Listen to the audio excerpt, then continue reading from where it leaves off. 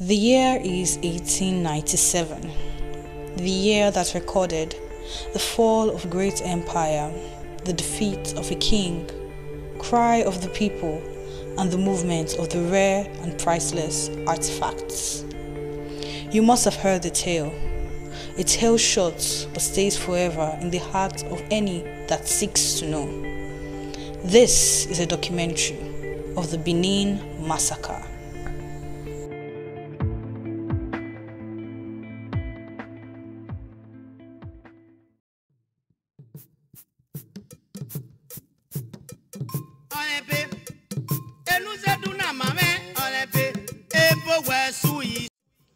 The Kingdom of Benin, located in what is now Nigeria, flourished greatly between the 13th to 19th century and was known for its rich culture and arts, including intricate bronze sculptures and ivory carvings. It was an independent nation, and the Oba was seen as a defining figure of authority throughout the region.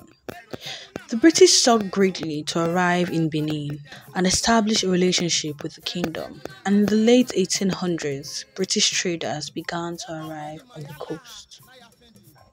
In 1892, Lionel Galway, the deputy commissioner, attempted to negotiate a treaty with Oba Ovonramwen to the free passage of goods and the development of the palm oil industry. They claimed the aim of the treaty was to liberate the people from the Oba whom they believed to be fetish. But in reality, the treaty spelled out the true intention of the British. The treaty delegated a majority of the power of the Oba to the Queen, and since the Oba could not read nor write at the time, he was not aware of this. While the British approached Benin in November of 1896, Phillips, the vice-consul, decided to meet with the Oba. On the way to the palace, he was approached by some warriors who informed him that the Oba did not wish to see them since it was the Igwe festival, a time of sacrifice to the gods and ancestors for the ancient Benins. But Phillips remained adamant, and on January 4th of 1897, his entire party was ambushed on the way to Benin. After the ambush, only 2 British survived, Alan Bosrang and Ralph Luke. Within weeks, the news of the massacre had reached London. On January 12th, 1897, Commander of the Royal Navy Force Harry Rawson would lead a force of 1,200 men to invade the Kingdom of Benin. On February 18th, the kingdom was set ablaze and 8 members of the punitive force were killed. The Oba was captured by the British consul Ralph Moore after the palace was looted. He was exiled to Calabar along with his 2 wives, where he spent the rest of his days.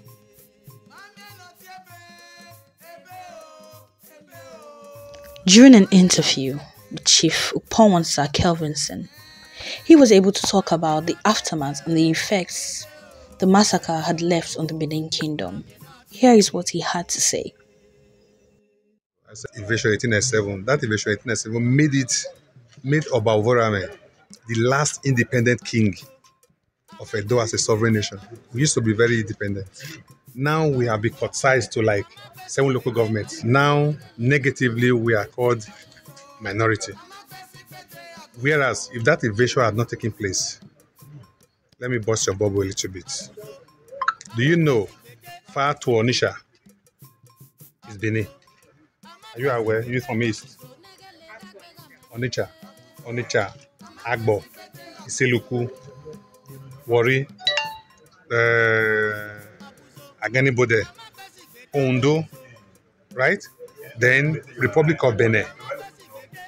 Then Toga in Ghana. Are you aware that Benin conquered all those areas, even to Lagos? The negative effect it has on Benin, it has succeeded in reducing Benin to becoming one of the minority states in Nigeria. Whereas a sovereign nation of its own, like Benin, a kingdom of its own, like Benin, should not have been reduced to this tiny number of local governments if not for that invasion 1887. One. Two, the landmark was drastically reduced. Then number three,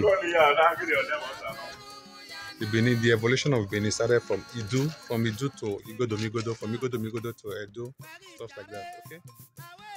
Since the late 90s, many of the looted objects taken during the invasion have been finding their way back to Benin, with the Germans being the first to return the objects. In 2017, Jesus College in Cambridge returned a cockerel statue back to Benin after a protest broke out insisting the statue be returned back to Nigeria. As of today, the Oba Palace has been given full authority over the objects that are yet to return to the palace.